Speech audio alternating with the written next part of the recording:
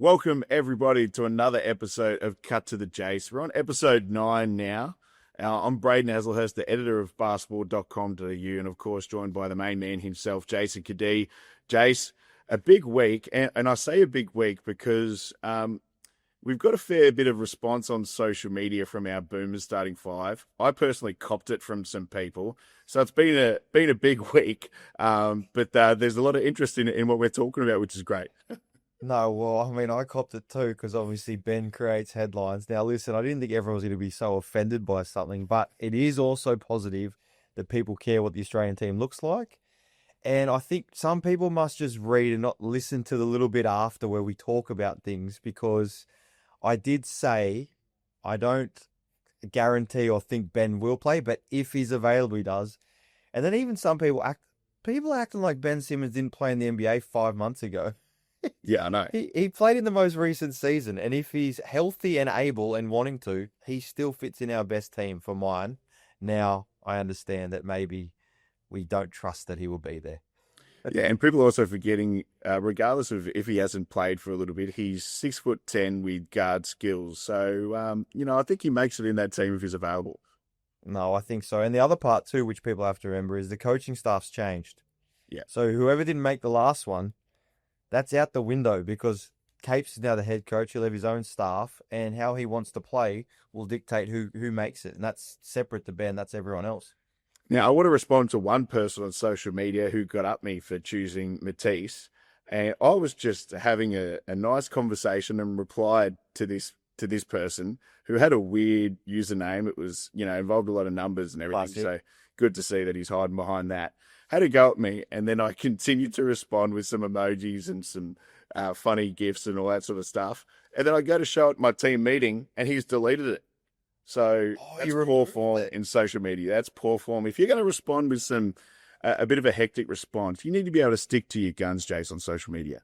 Oh, well, if you're trying to say crazy stuff, I just as in the responses like that. And I saw that comment. I'm like, come on, mate. Like, what are you trying to do? And the thing is, the Matisse situation was an abnormal situation. Those who are around the game know that things how that played out weren't as expected. That's why Matisse was so annoyed at the getting cut. It wasn't just I got cut. There was more at play. And I'd be the first person that if I'm going in as a head coach, I'd be trying to make sure that if Matisse is part of my plans, I'm trying to bring him back in because great person, great basketball player. And there's certain groups where he adds a lot of value. And people forget the job he did in the bronze medal game that time against Luka Doncic as well. But on that, we will build on our Boomers starting five that we did last week, and we'll name our 6 to 12. Now, we've shaped our 6 to 12 a little bit different. We've shaped our 6 to 12 to what we think we'd pick for the 2028 Olympics in LA. We can even go the World Cup before as well. Yeah, absolutely. In that framework, yeah. Yeah, that suits. But we're really excited because we've got a really special guest on today, a legend of Australian basketball, the Australian Opals coach, the new Toronto Tempo coach, two-time WNBA coach, and Sandy Brondello, someone we both have a relationship, Jason. She's done some great things, both in playing and coaching, but really excited to have her on.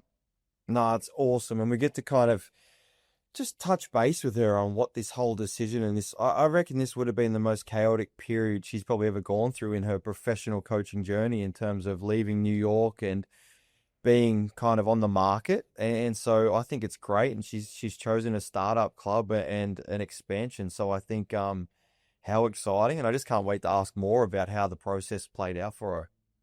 Absolutely. Really exciting chat with Sandy Brondello. And just before we go on to that, we want to recap some things happening in the NBA. Of course, Josh Giddey continuing his impressive form, now out with an ankle injury after that ankle breaker and dunk against Cleveland, which we won't mention too much about, but he's continuing his all-star form so far.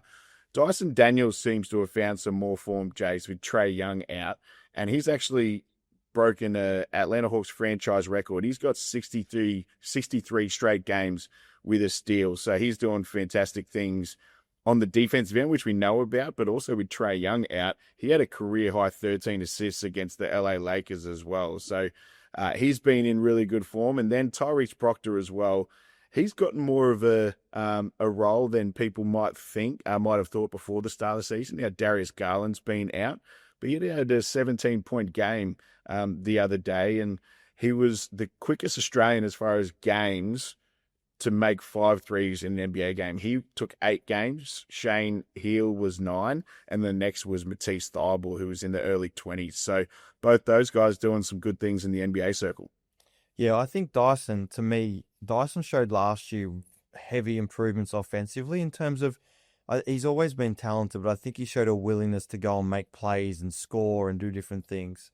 What a luxury for them to be able to lose Trey and then have Dyson just slide in and make plays and 13 assists against LA, like you said. Like, I just think that's part of his evolution. That's why he just signed a big deal, and that's why over the course of his career, he's going to be able to play big parts more than just how excellent defensively he is. I think he got rewarded on Defensive Player of the Year last year, and this year I think once again he's going to be in the running for that. But it's awesome for him to get some confidence offensively, and Tyrese, like I've known the family. Rod was around when I was a little kid, his dad. So Tyrese is an immense talent, and for him to get so much opportunity early, I think it's fantastic for him. And I think it's also why Cleveland moved to sign him like they did. I think it's great, and he's showing signs early of why he's going to be a player in that league for a long period of time, and also I think in the Booms program. And he's definitely one that'll feature later in our 6 to 12 selections for the Boomers team. But before we go into the chat with Sandy Brondello, Jase, we want to talk a little bit about our response to Cut to the Jase. Now, we've had, across our episodes and clips we put up on social media, we've had more than 1.2 million views on social media, which has been really great for us to see and see the interest and see people engaging, fans and different coaches and athletes and the guests we've had on. It's been a really great response so far.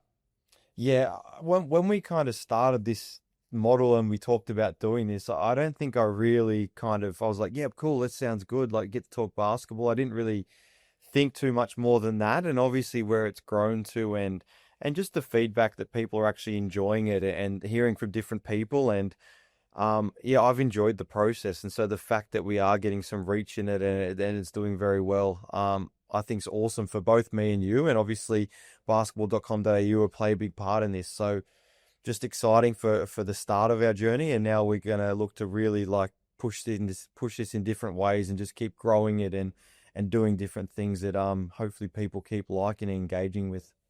Yeah, as you mentioned, it's only the start. We've got some big things in store for coming editions and the distant future for Cut to the Jase. So stay tuned for those. But before we move any further, we're going on to our special guest interview for the day, which is with Australian Opals and Toronto Tempo coach Sandy Brondello. Yes, welcome back to another edition of Cut to the Jase. And our special guest interview today, we've got a really special one today, Jase.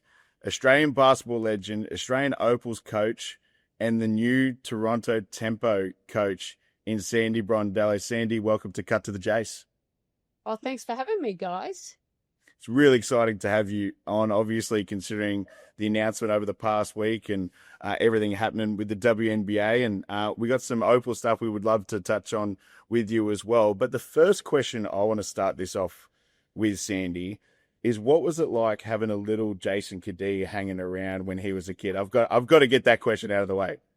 Yeah, I was hoping you'd go there. Everyone knows I used to take care of Jason when he was just a little little baby. And, I actually lived with his mum and dad before he was born. And, it was good. He was a good kid back then. Is he still a good kid? I think. How time flies, and now we're sitting here talking all things basketball and different things. Yeah, 100%. And you're a big kid now with just finished a great career, and it's good to see you in this media space as well.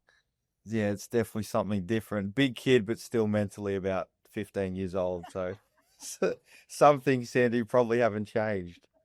Age is just a number, Jay. So that's what I keep living by, because I'm getting up there as well. No, I 100% agree. I still think I'm a rookie, except my body tells me I'm definitely not anymore.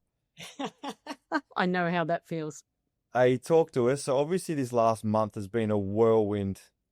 Probably, I don't know, you could answer this. Well, maybe the biggest whirlwind of your kind of professional journey you've had. Kind of walk us through what it's all been like.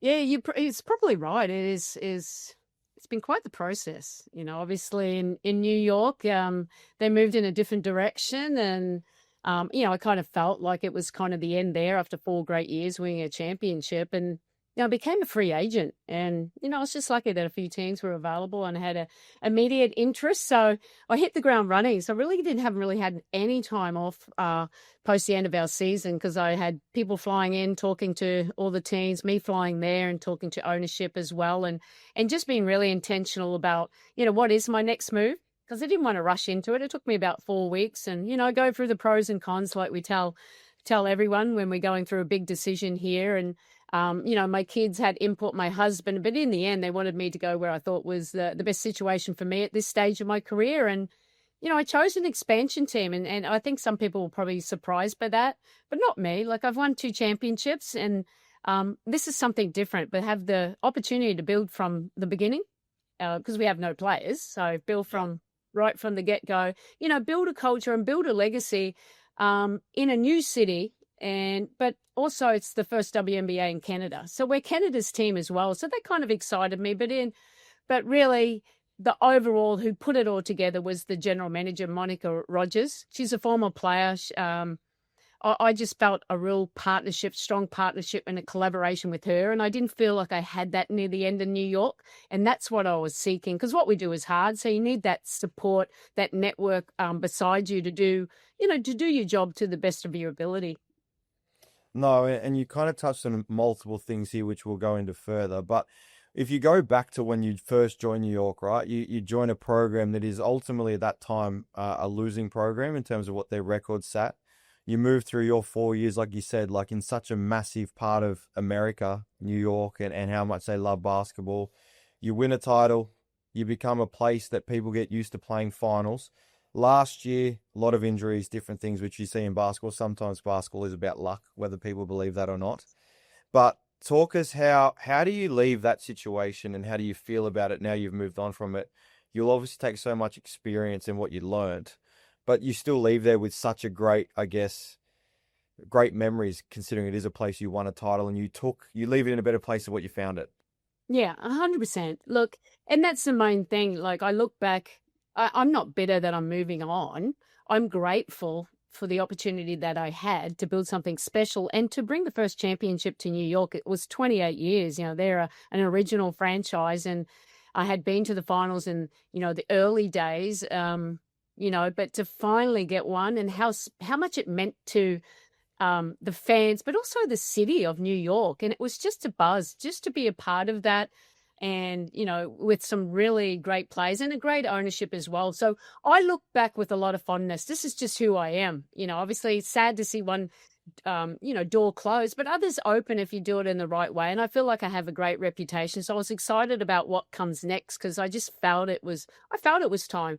But like you said, Jase, we bought it like it was a losing franchise. We grew every year. Obviously, to win, you need talent. You need to be healthy, and you need some luck, Jay. So he hit on it right there. 2023, we lost in the 4th game against Vegas. So that stung, but it gave us an opportunity to learn and grow. And obviously we came away with a win in 2024. And even though it was close, we still won a championship. And it was the most amazing experience to win in front of those fans and in the city of New York. So that was great. And this year was it was hard. We had so many injuries. We only had 15 games of about 50 games we played with our starting 5 together.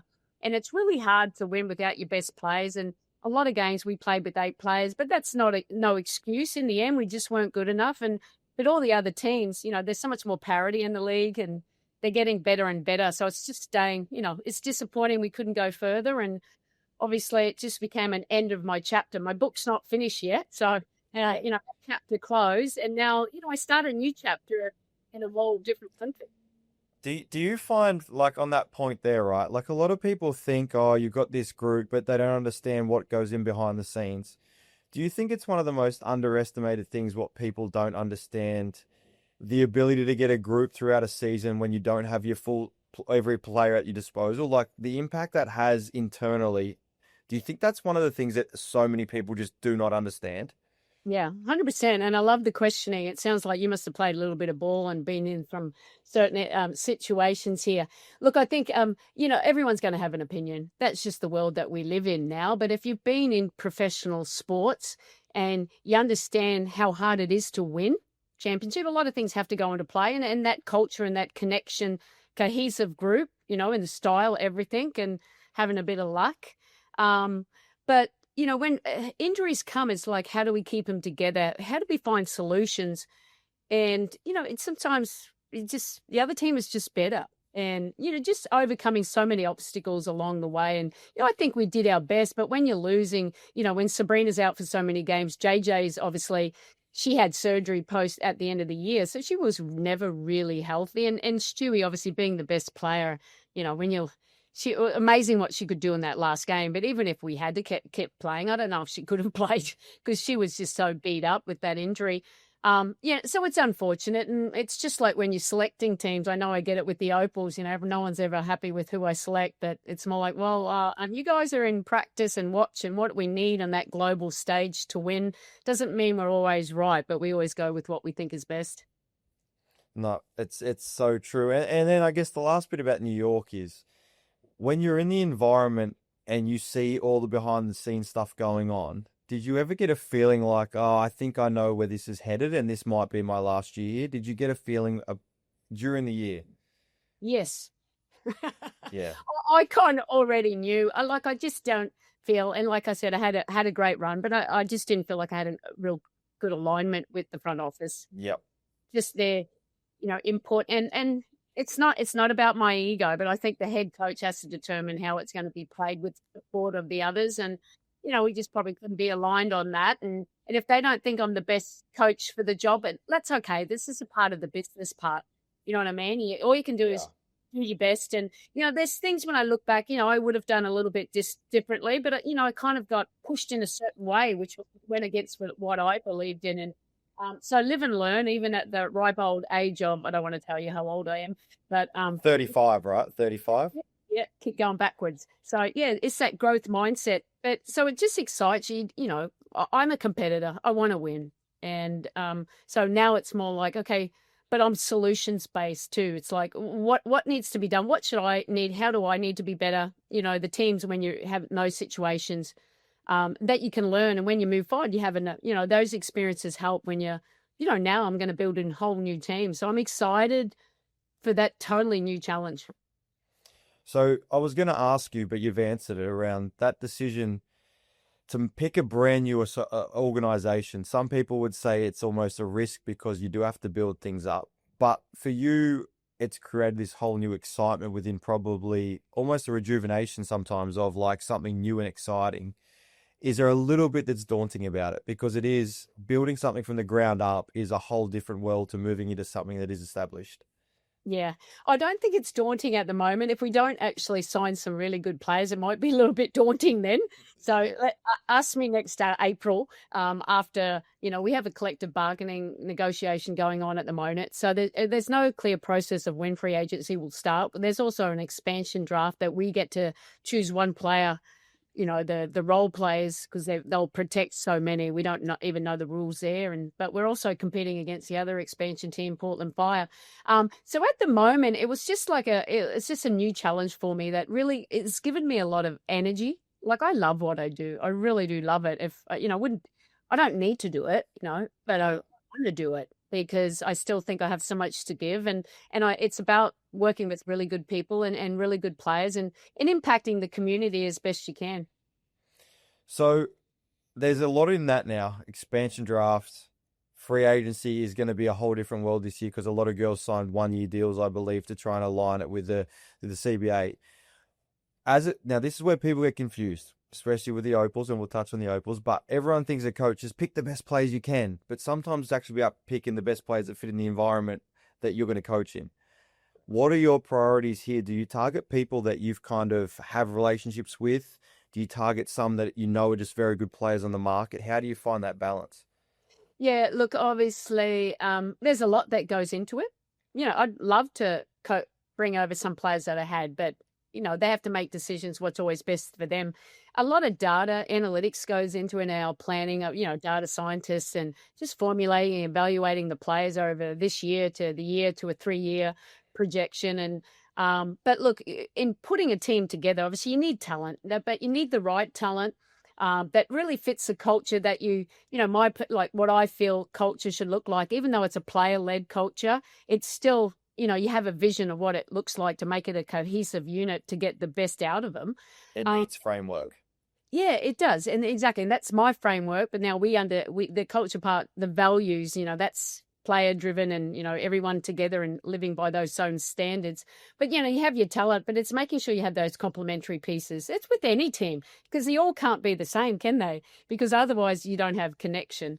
And that's, basketball's a team game. So it's being, making sure the players fit the system and they're complementary to each other. And that's what goes into selecting the team. And, I love playing defense. So, yeah, of course, I need tough players. I need versatile players, some little bit of size. But, offensively, I like creative players. So you need your playmaking. You need your shooting because I like to space. The way we play the game today is, really 5 out with the spacing and the movement. But you need versatile players as well. So just making sure they complement each other so you can play an entertaining style of basketball. That's, I think playing the game in the right way, being selfless and, all those wonderful things.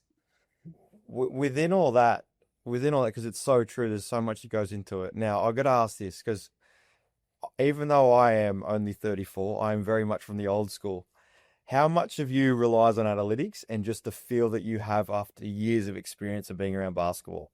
Yeah, no, I love talking to you about that too. Look, analytics is a big part. It's about evaluation. It's like a confirmation of by what you see by the eye test. Yeah, okay, good. Yeah, it confirms, when it's scouting reports, even evaluation of yourself and, the system, what's important for you in your system. We talk about, shots at the rim, shot profile and all that now. But if I had to describe myself, and I suppose this is where the alignment in New York really didn't work out, like, I'm an instinctful coach. Like I go by feel. I prepare analytics as a part of my preparation. But when I'm out there, I think that's my strength. But, so I'm a human driven or coach driven and data informed. So it's very important, but it's not everything because sometimes things happen in a game. You have to live in the moment and that's, and hopefully you make the right decision. That doesn't mean I always make the right decision and I don't, but that's on me. That's about, learning. But in the moment, you think it's the right decision for the team. I think there's a lot of people out there that could learn from that exact answer. Don't worry. It's a big thing over here too. I love it, but it's not the be all end all. And it's, what are you going to be, a robot? Get an AI robot out there could do it. Yeah, I hear you loud and clear. My last one on the expansion part is though, cause it can't align. Like I know some people try and go, well, listen, we need to build stars first, role players second, role players first, then we put our stars in around it. Do you kind of now just have to get a feel for where it lies and what presents itself? Is there an ideal world where you say if we could get we got A and B who are going to be our main go-to girls and then we fill around them? What's your ideal one when it looks like that, if you had one? Yeah, look, ideally, I think I'd go for let's get the best talent there and then fill around it. Ideally, Yep. because then you know what you have and what their skill sets, and now you can put the complementary pieces around it that would, fit the way that you want to play. But in the end, I don't have any players. So I go, what's your system? I know how I want to play, and it's a modern basketball, but you have to be adaptable and flexible because I don't know what kind of players I'm going to be coaching quite yet. But I want to put them in positions so that they can play to their strengths with, we talk pace and space. Yeah, I'm all for that. But we got to still have the right players to, to play the style that will suit best to them. But yeah, if we can get some really great talent there and fit really complementary players around them who are still great players. I mean, this is the best league in the world. Still great players. And it's when you get a great, you got that, everyone, it's accepting roles. And that's when the culture comes in. Because everyone is valued, even with the Opals. What makes them so special there is, the culture's set here. That's the relationships, you're building them and accepting the roles, but knowing that everyone plays a part in the success of the team. Last thing with Toronto, and we touched on it before we jumped on here properly, but talk to us about, obviously they have such a massive fan base amongst multiple sports. Have you felt that already with what this new and upcoming thing is? Even though, as you said, you've got no players No one on the ground yet, other than probably yourself and the office staff. Have you felt what it could be like when you get this thing up and running? Yeah, it's been incredible. Incredible. I'm not sure if you saw the press conference. I'm in front of the media a fair bit. New York is massive. I had a lot of media there. I came out and I'm this is cool. I can talk in front of anyone. I was like, oh, I felt a little nervous. I'm like, there was so many media there. And it just blew my mind. I knew that everyone that had spoken to it, Dwayne Casey, Darko, anyone that obviously sports, they love their sports, a bit like Australians, really. So passionate about it. There's engagement here. It's new. Obviously, WNBA team is new, but it was just incredible. The amount of media that were there. And since I was announced 1 week ago, I've never had as much media as I've had in this 1 week, which I think is great because obviously I'm selling a franchise too. And for them to get, not that I'm, beat my own drum here, but to get a coach that has experience, and that was critical for the GM to get there, it kind of tells the community what they're about. And, the ownership, Larry Tenenbaum is just a really invested owner, very engaged. It really does start at the top because we want to create a world-class franchise. And that's my vision, who can compete at the highest level. And Canadians just love their sport. So it's been quite surreal. It's nice, really. I mean, sometimes timing is everything, right? Especially in sport. And it sounds to me like the timing has been perfect for probably both sides. Like, as you said, you didn't want to beat your own drum, but for them, how lucky to pick up someone who's been in and around the WNBA and world basketball for so long. As a startup club, like I know you feel pretty relieved knowing the coach you put in place.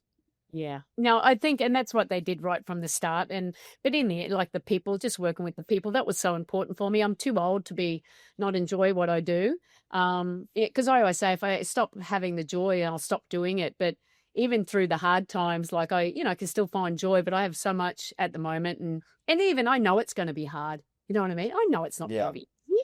I'm realistic, but why not just go out there and do the best you can? And you never know. I think we have a good opportunity to land some players, but you just never know. I don't know what their mindset is about. It is a different country, but the difference things between NBA players and WNBA players is WNBA players, a lot of us have traveled around the world to play. So we have that international experience. I know it's just across the border, but, it is another country. No, it's all part of the sales pitch, Sandy. All part. Yeah, look, I'm prepping it already with you guys. Did I sell you on it yet? You've got me. I'm going to come visit, watch a game. I'll bring mum and dad too.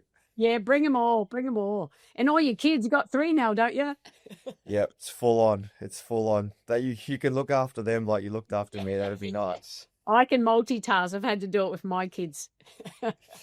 Last one on the WNBA, because you've been around it a long, long time. Obviously, your playing journey and everything.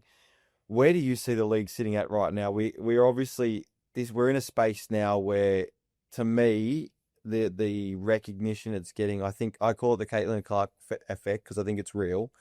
But how do you see it being a part of it? Where does it sit right now? And do you also believe it sits in probably the best space it's ever sat in? I think it's sitting in the best space it's ever played in. And I agree. Like, Caitlin had a huge effect.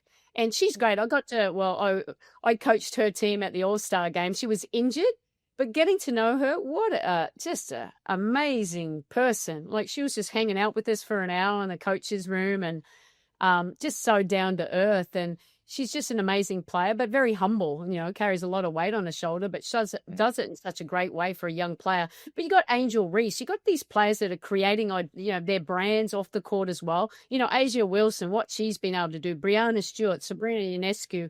I think it's like WNBA is a real movement now. Now we've just signed, obviously, next year comes into effect the new media deal, $200 million a year. The investment in the ownership, like to buy a team, New York Liberty, the ownership, James Dolan, he's still the Knicks owner. He basically gave away the Liberty and now it's valued at $450 million. That's crazy. It's and the new CBA, the players are going to get more money as they should, but I think it's in a really great opportunity now. Continue to grow because our game is really global, and there's 20% of international players. I would imagine now with expansions, there's going to even be more, because there's talented players all around the world. No, 100%. Now, if we go over to the Opals now, like obviously you've got this whole world of Toronto, WNBA, and now you've got this whole other world where basically I'd say there's a whole other side of joy that basically formed who you are as a person playing in Australia and the Opals program. Like me and Braden speak often about the juniors coming through right now. I believe it's probably at the highest point in Australia right now because they've got so much access to sport around the world. What's it like externally? Because obviously you sit in this bracket where you're obviously overseeing the whole program. When you see Asia Cup golds, Gems going and winning a World Cup silver, how do you see that, and how does that filter into what you've got building with the Opals program? Yeah, no, very exciting. It just says our pathways are working in the way that we wanted them to. Obviously the COE, I just read something that 33 of the players are going to play in college and, had that experience as well. But, we see it as a COE, it's more like, okay, what are our future Opals? And then putting them into, a system that may resemble. Now, after Paris, I've changed the way that we want to play. Purely because we had little, different players. We had more, Tolo post players, the Lauren. Now I'm opening up the floor a little bit more and letting them be a little bit more creative. Now the defensive side, that's what we're going to hang our hat on. But I just think the players become, they have more experiences playing all around the world, and that's including college. But the competition gets better. And we've just got more players to choose from. But you see someone like Alex Fowler, originally, I could bring a small number for this training camp. She wasn't originally in it. And I thought, no, she's right there. But when we brought her in as a replacement, she goes to the Asia Cup and she's the MVP. Because number one, she fits into the culture, but she's so versatile and fits into the system that we have. And it's all about playing selfless basketball. But sometimes we have to tell her, you're really good. You got to get out there and believe in yourself. But it's exciting for me because, a few years ago, we didn't have any point guards. That I had to tell Christian Veal, you need to turn Jaden Melbourne into a point guard.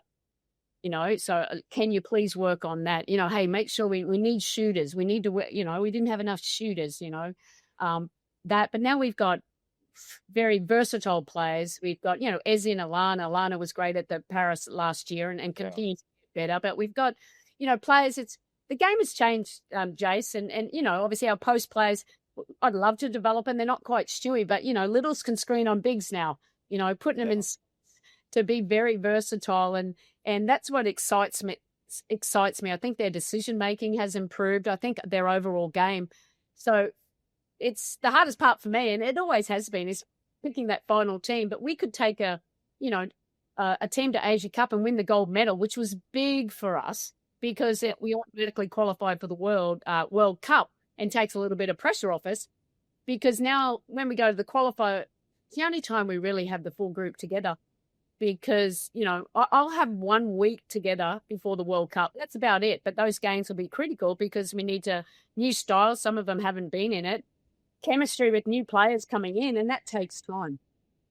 It's funny you say that. The chemistry you have to build up around those small patches of tournaments, which is the major tournaments, it carries so much weight. I think it's why Australia, especially with the women, I think the women's program, since even before your time playing, has probably been the most successful Australian program we've had in terms of global sport, year in, year out, perform and deliver results. And that chemistry that we're now starting to see more of because of this social media age where they talk about the actual Opals chemistry. How proud are you to see that now being shown? I've known about it because I've been involved in basketball and I've been around a lot of the girls, but how proud does that make you to now let people see that and experience it and hear about it? Yeah, look, I am really, really proud, especially of this last 4 years. Now, we had a little bit of a hiccup in between where I kind of had to blow it all up and think, it's not how we do it. That culture has to change, not where it is. We need it. different people in here.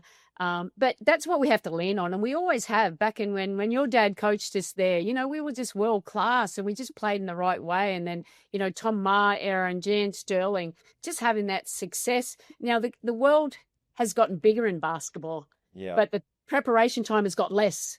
So there's so much more pressure on it now. I always think it's a luxury what the coaches used to have in the past. And now I'm like, hey, you got 3 days, let's go. And you got to win. And with the rest of the world gets better. But we have to hang our head on culture. And I think the best decision that I ever made was to name Tess Madgen as the captain. Mm-hmm. Because the passion and pride that she takes in wearing the green and gold, because that's what it's about. My fondest memories are playing for Australia, hands down, for the highs and the lows, just hands down. And she just lives and breathes it.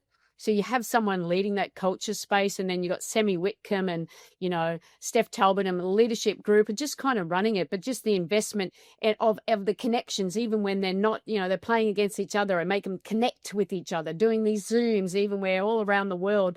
It doesn't matter. Our lack of preparation has to be made up by our strong culture and, talking, being vulnerable around each other so we can grow. And when we do have adversity, and we've faced adversity, we've lost the first game of the Olympics and the World Cup because, before Paris, no one knows this, but we had 1 5-5 practice because everyone was injured, So, really hard. I'm like, oh, this is going to, and it was, but it's like, okay, we just got to get better game by game because we just got to learn by playing now. We learn by playing, but they were able to stay connected.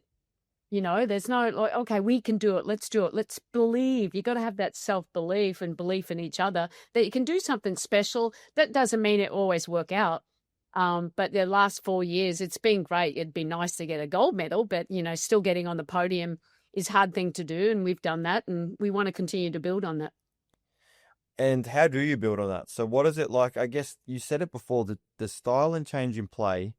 Now that has to be put in place by assistant coaches, people within your program who are coaching the Asia Cup. So obviously the meetings that go on behind the scenes to allow that to start to play out. So when you come in with the main group, there's a flow-on effect. How do you help that from afar? And then how do you get that going leading into what's coming next with the Worlds and Olympics in a couple of years' time? Yeah, I think the biggest thing for me, I had a camp at the start of the year in March, I believe. And that's where I just told coaches we're changing it up, not defensively. Yeah, we changed a few things defensively where we can be a little bit more tougher and disruptive. But it was more about offensively, playing more of a 5-out, letting players show I think we're way more athletic. We're way more versatile, a little bit more positionless where we can. But where do we create more advantages for our athletes, spacing the floor. Ezzy and Alana are such great rollers, but, Kayla can shoot and not putting them in spots to be good, but it's through video, how to do that. And then breaking it down, but it's more about, I do a lot of small-sided games and then letting them play. It's about the decision-making. They're smart players. You show them the concepts, you show it, you break it down, read it. What's that player? What is she good at? So knowing, or how can I help her? That's a shooter. Well, why would maybe not the best shooter come off, and when it's the shooter should come off? So I'm having them think, why would you do that? And making sure that they're really thinking of who they're playing with at the time and how to be most effective. And obviously my coaching staff, they were there. So I thought they did a good job. And I think, everyone watches New York. It's a similar style, Yeah. It's a similar style. So if you're watching New York, and that's why I say Goz would take clips from New York to show it. And it's just to show it, and stuff like that, and then formulate it. But we have way less, obviously. We just don't want to. It's just more like, this is how we want to do our running game. This is our gear 2, which is our motion, what's our secondary offense. And then your gear 1s are your sets, your go-tos. If we need to play, what do we want to do there? But making sure it just complements the players that we have and putting them in the right position. We don't have much time, so that's why it's less is more. Let's just be really good at what we're great at. Don't be average at a lot of good things. Let's be great at some things. And over the tournament and our time together, let's add to it. Yeah. Sandy, I have a couple of questions to finish on, and I know you're busy and I know you got to get out of here, but I was actually watching a documentary called Dream On the other day, and it's about the 1996 USA women's team.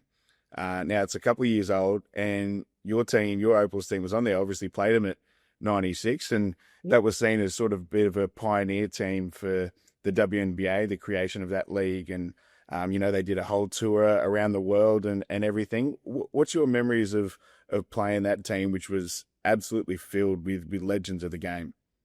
Yeah, no, I remember that a lot. They spent their whole time leading into the Olympics, practicing, playing a lot of college teams as well, and doing a big show in there. And yeah, it's so talented. I mean, we didn't go to 92 Olympics, and going there, and there's Lisa Leslie, and the best of the best, and Dawn Staley, and they were just a really good basketball team. We knew that, and we had to face them in the silver semifinals in front of 32,000 people. I can remember that too.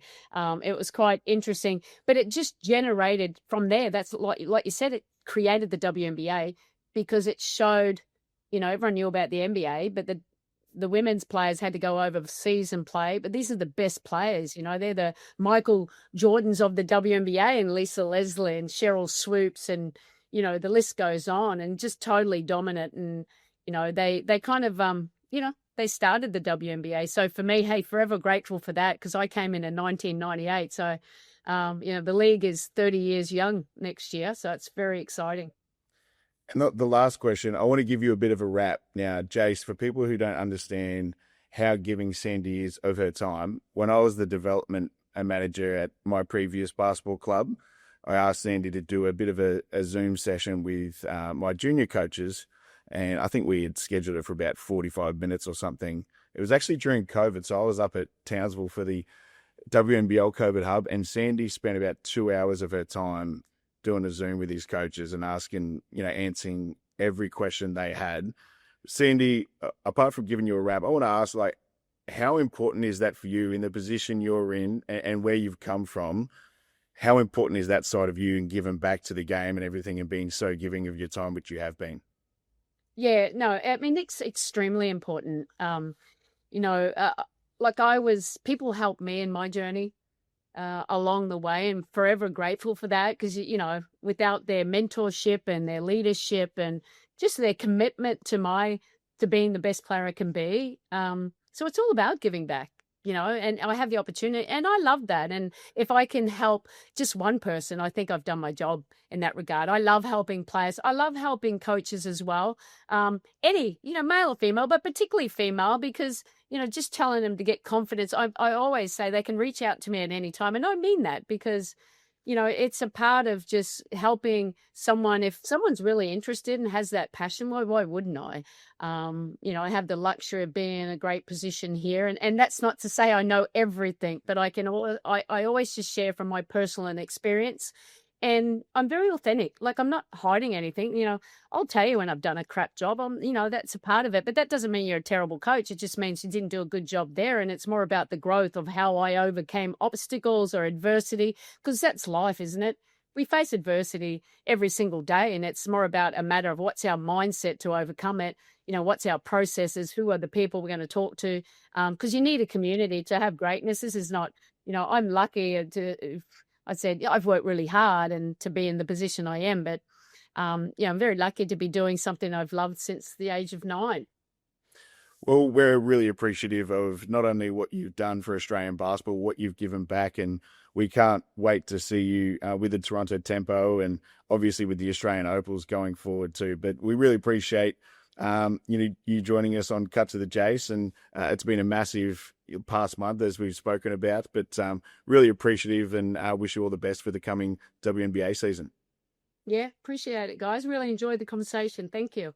Welcome back to Cut to the Jase. Again, such a special chat with Sandy Brondello. Can't wait to see what she does with Toronto Tempo, and of course with the Australian Opals in the lead up to the next World Cup, and of course the 2028 Olympics, and then hopefully, building towards a really good home Olympics in 2032. But before we move on to our NBL discussion for the day, Jase, we're actually going to pick our 6-12 for the Boomers. And again, as we mentioned earlier in the show, doing that a bit differently to last week, where we picked what would be our starting 5 now.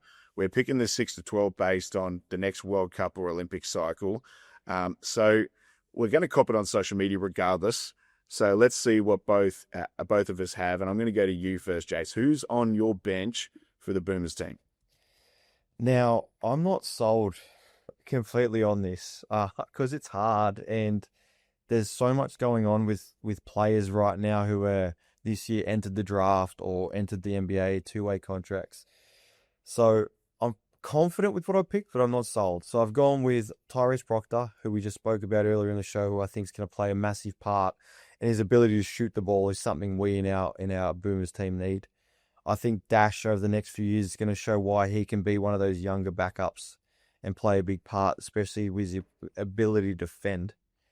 I think Josh Green and Matisse, the two guys that will still stay there, their ability to defend and just know the system being and out.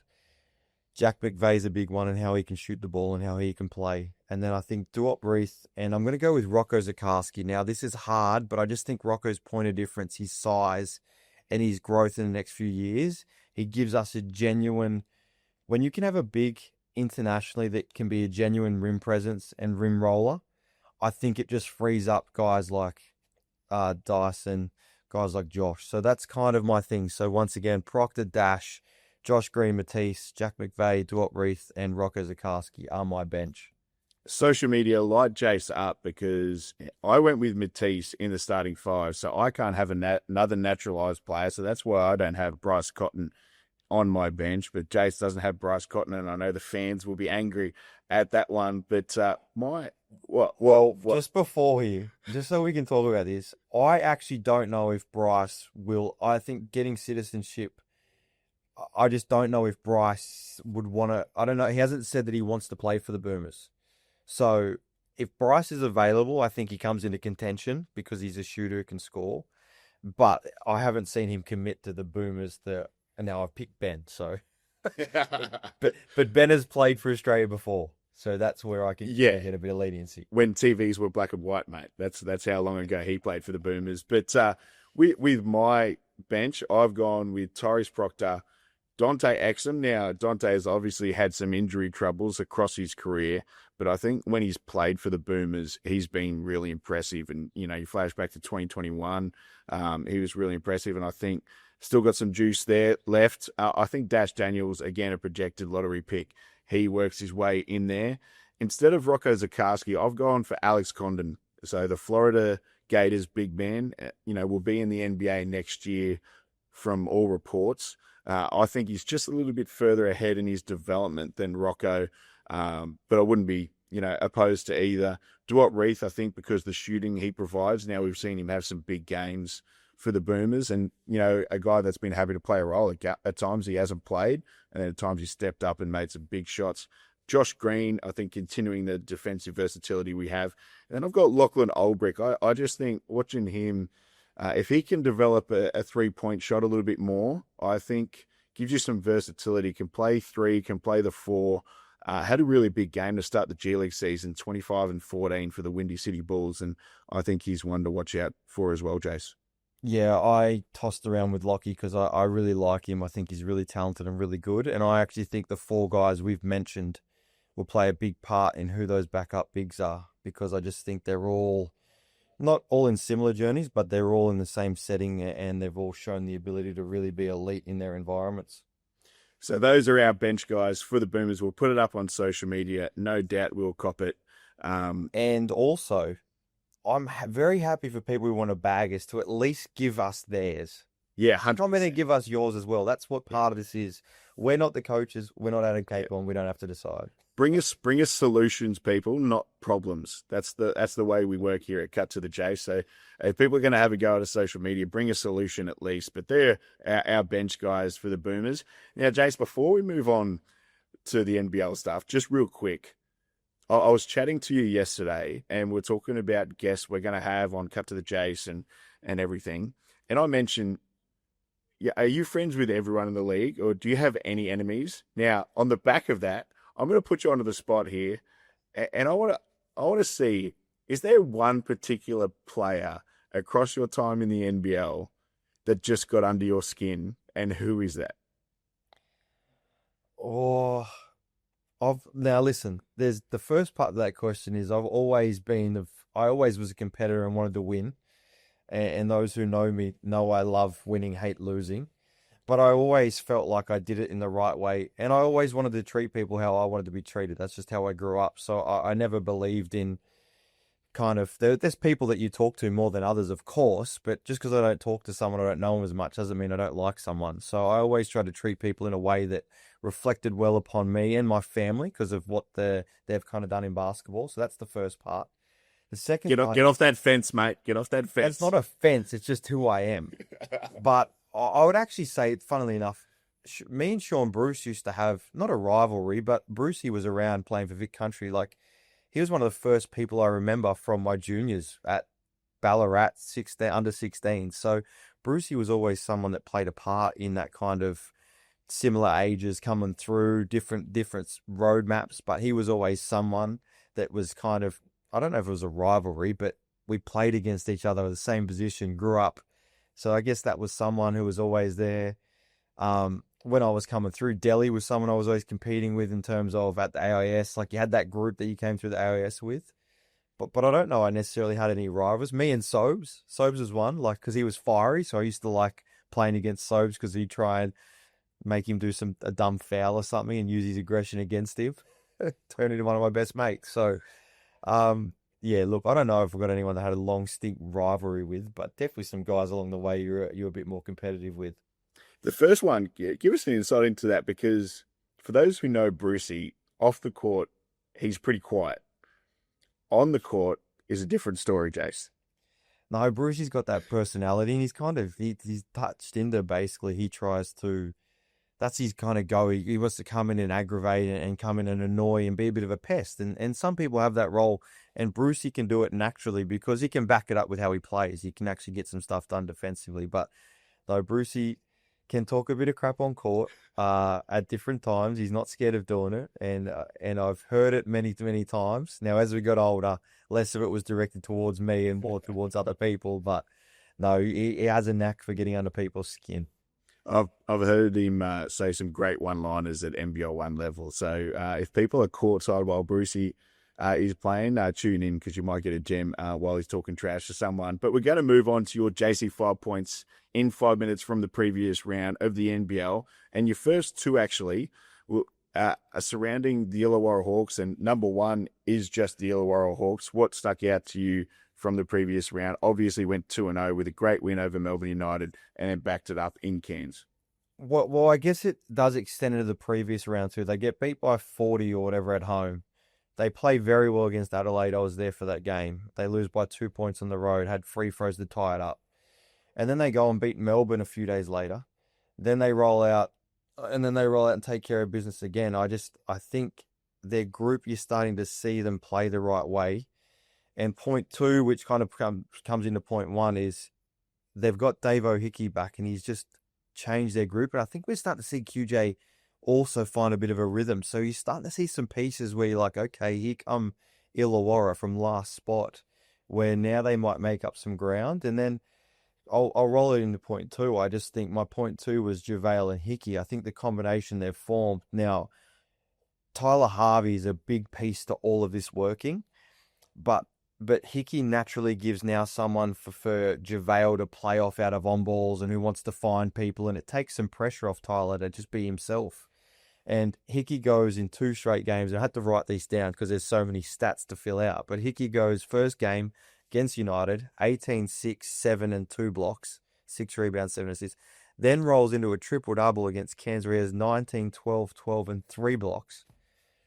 Then you roll into JaVale, who has 13, 37, 14 boards, 1 assist, 1 block, 2 steals, into 28 points, 6 boards, 2 assists, 1 block. I mean, just 2 blokes filling stat sheet, but they're a big piece of unlocking the rest of that group, and that's why I think they had 2 wins, and it's very exciting for both of them. And I said it last week because Dave O'Hickey was in my top 5. I just love the poise he's played with the last 3 games. I think that can put him in contention for boomers and different things, just playing with that poise because he can fill categories across multiple spots. The one thing I will say is I actually watched the No Flop Zone with Bonnie Nodge and Joey Wright, your former coach, and they mentioned that there was an issue between Dave O'Hickey and JaVale McGee previously. Now, whatever it was, they looks to have sorted it out, because if they keep playing the way they played in that previous round, Jase, they're arguably the best 1-2 combo in the league. Well, I don't know what the issue was they'd be speaking about, but I actually saw them, which I thought was really good and a sign of where they were going. After the Adelaide game, normally players get out of there real quick. There was JaVale, Davo, Tyler, and someone else still on court talking about something. They were going through almost the last few possessions. And so whether that's the interaction they were talking about, but I watched that and thought, geez, look at this. Like they're in live time trying to figure it out in front of still 8,000 people still here. So I don't know if that was the interaction, but I actually think they're a group that's actually trying to work and figure it all out. And that obviously sometimes comes through conflict as well at times. Now, your third point, you got to go to the Tasmania Jack Jumpers. And before you make your point, Jase, I want to point out something really quick. And something I've noticed across the league this year is that while teams have gone above and beyond with their recruiting, I think some people have forgotten about the glue guys that make the engine go. And, people make fun of, for example, Kyle Bowen's game for Melbourne United, but him and Fabian Krislovic are key parts because they're just people that come on and get it done. And, the leading contenders in the league have those type of guys. Adelaide recruited it with Matt Kenyon. Now, Tasmania, for me, no shock that this losing streak has coincided with the absence and injury to your former teammate, Anthony Drimmick. He's been a massive out for the Jack Jumpers. Yeah, you've taken the words right out of my mouth. Like, Sorry. I just think Tassie 4 losses in a row at home is not good, especially for a place that defend the island is their thing. So to go through that 4 losses, and that's straight losses, that's not over the course of multiple rounds. They've got some figuring out to do. Now, hopefully Johnson comes back in, he'll help. But I think Drim is a massive piece. They've got guys doing a good job, but I think what Drim brings is Drim just has been around long enough. He knows how to get things done. It might not fill a stat sheet, but he's someone that Scott Roth can know what he's going to get from Drim. He knows he's going to play hard, come up with some extra possessions, and he's that glue piece you just spoke about, which I think they're really missing at this time. And they've just missed that opportunity to maybe put themselves in that top 4 when now they're in the pack. And it's been since that Sydney game, it's been a rough period for them. And he's just a competitor as well. And, some issues for Tassie, because after winning the championship, they missed the playoffs last year, and they're in danger of doing that again if they don't turn things around quickly. So some issues for the Jack Jumpers to fix. Number 4, a guy who played against the Jack Jumpers and was on our podcast a couple of weeks ago, Casey Prather, continues to impress, Jase. Yeah, and that's just it. And to go down to Tassie, and obviously just speaking on Tassie's performances and where they're at, but for Brisbane to go down to Tassie, it's not like Tassie are a rollover team. Let's get that right. They play hard and they're going to make you earn it. But for Brisbane to go down and win in Tassie, and Casey just to keep doing what he's doing, making big shots, making big plays, he keeps that scoreboard ticking over. And he gives Brisbane that kind of what he spoke about. Can they keep getting better and keep figuring it out amongst this kind of period? And he's a big reason why they're still in that pack of just finding a bit of rhythm. Now they've got to do it consistently, but Casey's been immense. And once again, he's going to find himself in that all-star first team and that kind of MVP conversation if they keep winning games. If they keep winning, is he behind the third player behind Bryce and JaVale for the MVP race for you? I think Sobes is still in the top 3, given Southeast and what they've done and how he's been playing. But I think Casey's right there behind that. Absolutely, and I think the difference as well with the Brisbane Bullets, Mitch Norton was a huge return for them. I still think, and I keep saying it, I think despite everything going on with the Bullets this year, they've got a lot of positivity around their team. And I think the difference with their team this year is they've got a lot of shooters. They recruited a lot of shooters and have a lot of offensive weapons. I think, Jase, if they can address the starting point guard position, and by that I mean Jalen Adams, and find someone who can consistently contribute, I think they're a dangerous team, but I think they need to address that spot. We've been saying all year long, they have the depth and they have the talent to be really, really good. It was how they were going to be coached and how Stu handles that being his first time. And then can they find the consistency throughout? Jalen has struggled this year and for periods last year where his engagement, and like I said, Jalen's the kind of guy, he's so talented. I like playing against Jalen. He's a tough cover that he kind of needs to lead by example and doesn't need to be through points.